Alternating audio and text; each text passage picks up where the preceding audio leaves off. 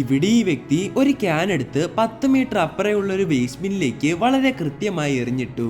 എന്നാൽ ഇത് കണ്ട് അവിടെ ഇരുന്ന ഒരു ബാസ്കറ്റ്ബോൾ കോച്ചിന് അത് വിശ്വസിക്കാൻ പോലും സാധിച്ചില്ല. അതിനാൽ ആ കോച്ച് മറ്റൊരു ക്യാൻ എടുത്ത് അയാളുടെ കയ്യിലേക്ക് നൽകി. അങ്ങനെ അവൻ വീണ്ടും അടുത്ത ക്യാനും അതേപോലെ വേസ്റ്റ് ബിന്നിലേക്ക് എറിഞ്ഞിട്ടു. ഇതും കൂടി കണ്ടപ്പോൾ ആ കോച്ചിന് മനസ്സിലായി അയാൾ ഒരു മികച്ച ബാസ്കറ്റ്ബോൾ പ്ലെയർ ആണ്. അതുകൊണ്ട് തന്നെ തന്റെ ടീമിലേക്ക് ഒരു അസിസ്റ്റന്റ് കോച്ചായി അവനോട് ജോയിൻ ചെയ്യാൻ പറഞ്ഞു. അങ്ങനെ അവൻ അത് സമ്മതിക്കുകയും എന്നാൽ ടീമിന്റെ മുഴുവൻ അധികാരവും തനിക്ക് വേണമെന്നും അവൻ പറഞ്ഞു. പിന്നെ മറ്റൊന്നും ചിന്തിക്കാതെ തന്നെ അവൻ ഒരു കോൺട്രാക്ട് നൽകി അതിൽ ഒപ്പുവെപ്പിക്കുകയാണ് ആ കോച്ച്. അടുത്ത ദിവസം മദ്യപിച്ച് പ്രാക്ടീസിനായി എത്തിയ അവനെ കണ്ട് മറ്റുള്ളവർ കളിയാക്കി. അതുകൊണ്ട് അവൻ താഴെ കിടന്ന ഒരു ബോൾ എടുത്ത് വളരെ സിമ്പിളായി ഒരു 3 പോയിന്റർ ഇട്ടു. ഇത് കണ്ടതും അവിടെ ഉണ്ടായിരുന്നവരെല്ലാരും ഞെട്ടി. ശേഷം അവൻ കുറച്ചും കൂടെ പുറകിലേക്ക് ഇറങ്ങി മറ്റൊരു ബോൾ എടുത്തെറിഞ്ഞു. അതും വളരെ കൃത്യമായി ആ ബാസ്കറ്റിൽ വീണെങ്കിലും അയാളുടെ ഭാഗ്യമാണെന്ന് അവർ കരുതി. അതുകൊണ്ട് അവൻ അപ്പുറത്തെ കോർട്ടിലേക്ക് പോയി നിന്ന് വളരെ കൃത്യമായി വീണ്ടും ആ ബാസ്കറ്റിലേക്ക് ബോൾ എറിഞ്ഞു. അതോടുകൂടി അവർക്ക് അവന്റെ കഴിവ് മനസ്സിലാവുന്നു. പിന്നീട് അയാളുടെ നേതൃത്വത്തിൽ ഈ ടീം കുറെ മാച്ച് ജയിക്കുകയും 1-2 ചാമ്പ്യൻഷിപ്പ് നേടുകയും ചെയ്തു.